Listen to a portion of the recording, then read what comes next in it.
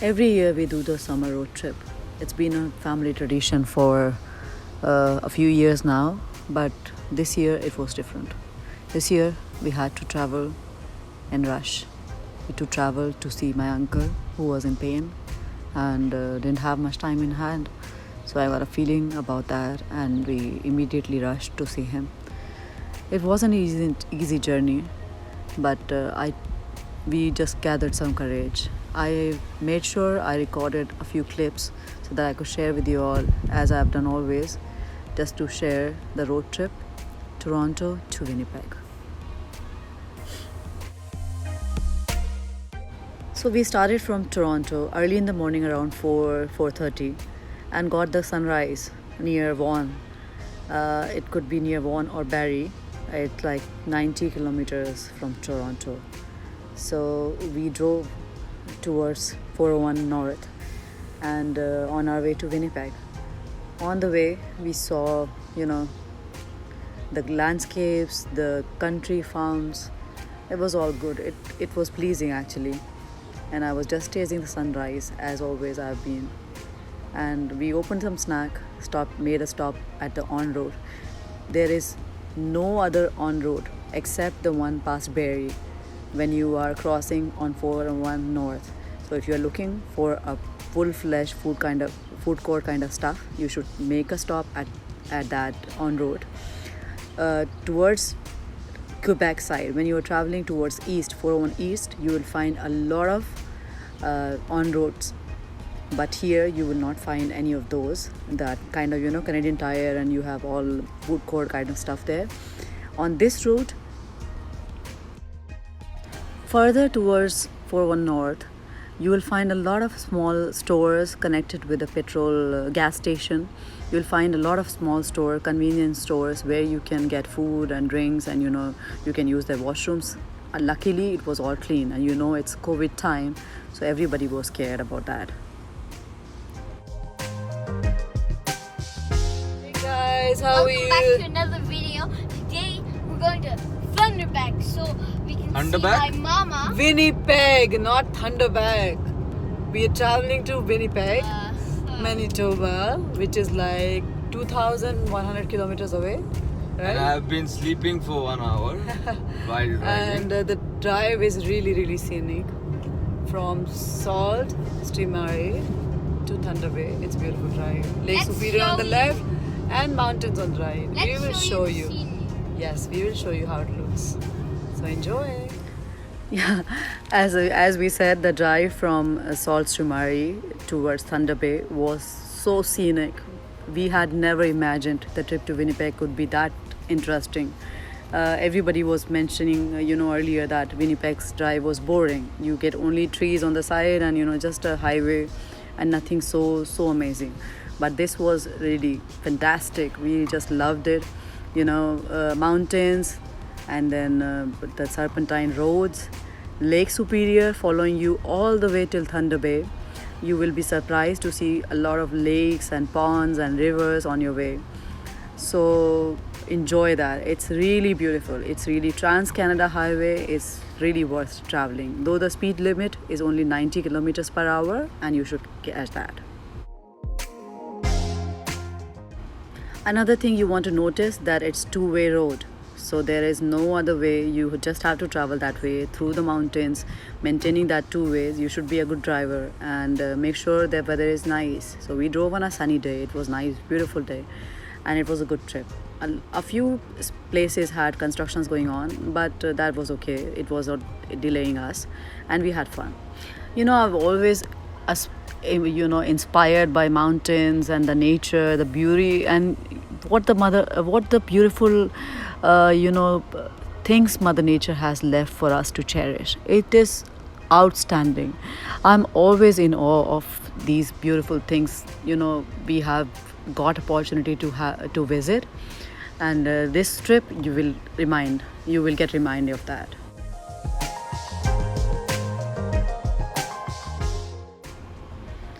On our way, we found this beautiful pebble beach, which was like filled with beautiful white stones, and we got an opportunity to spend our 10-15 minutes there. It was peaceful and quiet and serene. We just took our lunch out and we made a stop. We had our lunch and we all admired it. It was beautiful. The sun was shining. There were a few, I think 4 or 5 people just enjoying the beach. Otherwise there was nobody else. So it was calm and quiet. A lovely afternoon. Also keep in mind to travel with a lot of snacks. Keep a cool box with you. Have some fruits or drinks and a few snacks which you love, your kids love, ready with you, handy, which you can eat in the car and made a quick stop somewhere. There are not a lot of stops you can actually sit down and eat, so you have to really hunt for them. We were lucky to find some seats, table kind of stuff in a few places near the gas stations and all. But it was hard because through hundreds of kilometers there'll be nothing. And also about the gas, you have to make sure that you fill up. Whenever you go half the tank down, you should fill it up, because when you drive towards that highway, Trans-Canada Highway, this is the First Nation country, so you will have trouble finding the gas station. So make sure before you get into the tank is half, you fill it up again and then run the highway again, so you are set.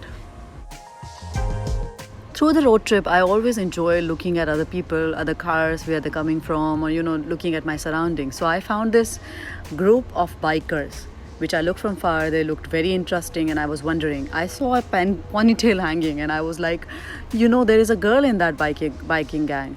And what happened after that? We actually followed them through until that gas station. So it was wonderful. I caught them near the gas station where we had to get down to get a drink or to use the washroom. And then I noticed that all those bikers were ladies. They were middle-aged, they were younger, they were seniors. There was a big group of ladies hanging on those bikes, and they all were dressed up in their shoes, in the boots I would say, and the nice waistcoat and stuff.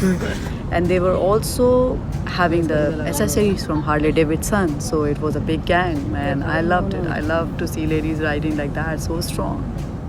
So after taking a lot of breaks, we drove sometime 15 hours that day, the first day, and we made our stop at the Coach House Motel on Trans-Canada Highway in Terrace Bay, which is 4 hours again from Thunder Bay.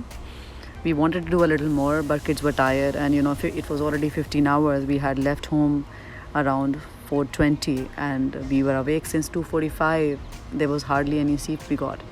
So we made that stop, and we made a good choice. It was referred by the family, so it was a good decision. The hotel was clean, tidy. It was located in front of the lake, so we got a chance to walk down to the lake and see the little sunset in there. Though we didn't have that much energy to just explore more, but the main part for us was the bed should be clean, and the room should be tidy, especially when it's COVID time and you want your kids and your family to be safe. So I'm glad that was there, and we felt comfortable and safe to stay there that night.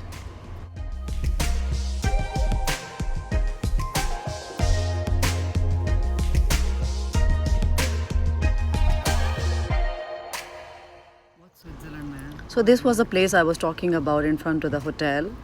We went there in the evening and it was beautiful. You can see how serene it looks like, though there are mosquitoes, so make sure you are covered up, you have bug spray on, and then you go out. The next day we woke up a bit late. We woke up around 6:30 or so and decided to leave around 7:15 towards Winnipeg. It was again 10 hours, 11 hours journey, and we had to make some stops in middle. We knew that. So we started that way, and highways are, you can see that, not that busy. And we just left. It was empty. Speed is still 90 kilometers per hour. And we are safe. We were happy.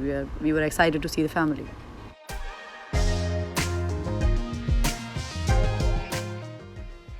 It's always better if you have two drivers driving the car, because if one person is driving for all those 15 hours, it gets really tiring.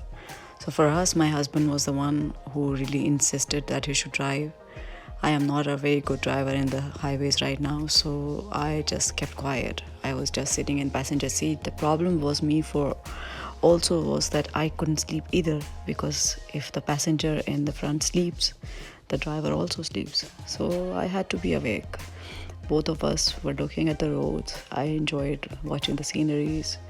But if you are two drivers, it'll be good for you. One can sleep in the back and one can drive the roads.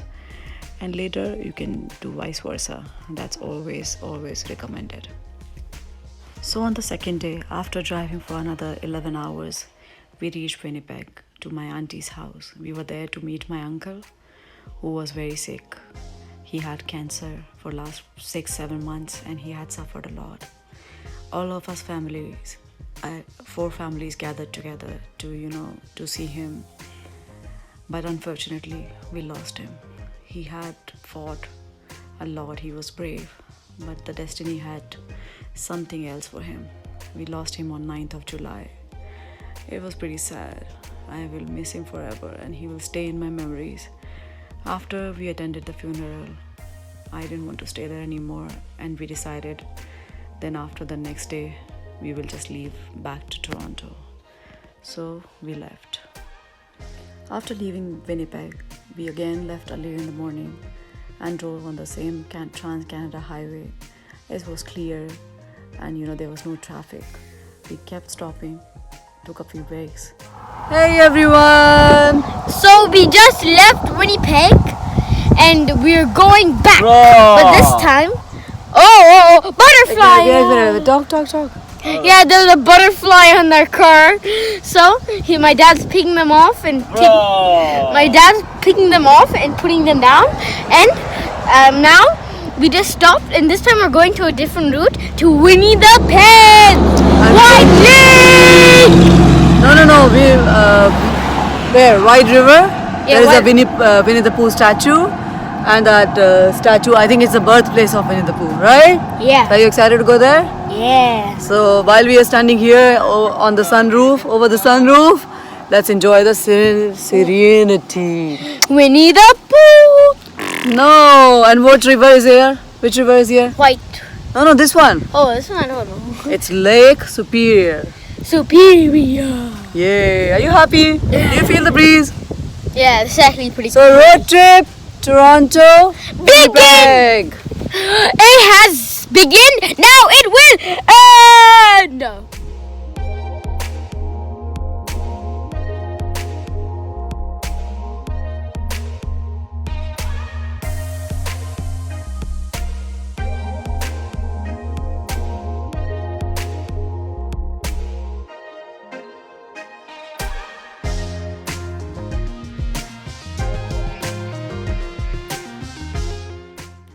Traveling to Winnipeg was easy. I was excited. I was happy to see my family. But returning back wasn't that easy. I was always thinking about those faces, about the funeral and everything. But I kept up. I still kept going and thought that, we have to live with this now, and this is the destiny God had chosen. So here we are, We took our first break at Vermilion Bay. You can see how amazing this site looks. Then the second stop was Kakabeka Falls. It's at the mini Niagara Falls somebody had recommended. Just across the highway, just on the highway. So we made a quick lunch stop there. Breakfast was at Vermilion Bay and we took a few pictures. Driving back was hard, as I said, but we were still going. I kept recording for you guys because I knew that this was the road trip we were taking. The first night we were supposed to stay at Wawa. Wawa, they have a small apartment. It's a middle way while you're going back from Winnipeg to Toronto. So this time we stayed at Wawa at a beautiful property. I'm going to show you how it looks. Hey guys, so we got to our motel, and now tomorrow we're gonna drive another 12 hours and we're gonna get home back to our house. So this is the motel. This isn't the full motel, but this is the thing. We took some photos. Well, enjoy the photos we took. I hope you like this guy's commentary. This is a nice motel here in the forest. So we're going to spend our night here. Yeah.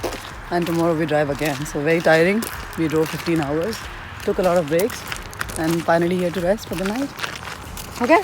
Okay. So peace out. Bye. It was a nice cabin. Clean beds, towels, and a little kitchenette. We could heat up the milk and toasted the breads and all. So it was a nice cute kitchen inside. Nice clean beds. So we just took a little shower and went on. Now the next day again in the morning we left around 7:15. Filled the gas from Wawa because it said another 200 kilometers there will be no more gas. Guys, when you are traveling down through the slopes now, as the mountain is, you will find a lot of slopes. Make sure you have control over your brakes. We went a little overhead. It was 115 when we were going. The road limit is only 90, but as we went down, it took us to 115, and the police car chased us. Luckily, the gentleman gave us just a warning. He knew that we were a family and we were not speeding. So keep in mind, we were on cruise control, I believe, and forgot to push the brake or something. So take care of that in mind and drive safe.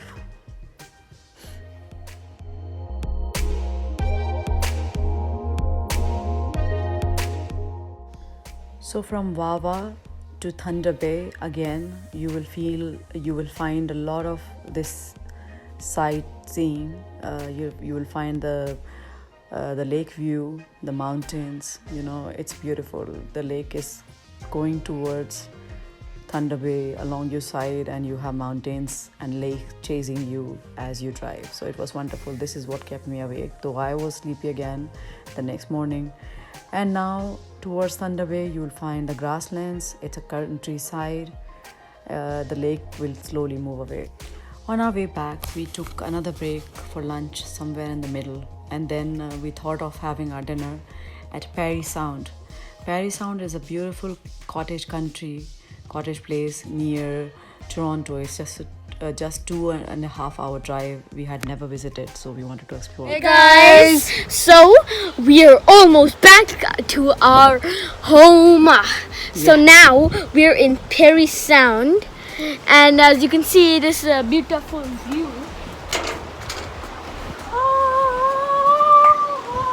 We found a good spot in Parry Sound. We always heard it was a good space. Yeah, so Good enjoy place. our photos that we're about to take. Yeah, it's a cottage country. So if you're looking for a summer excursion or short drive from Toronto, 2.5 hours drive to Parry Sound. So here it is for you guys.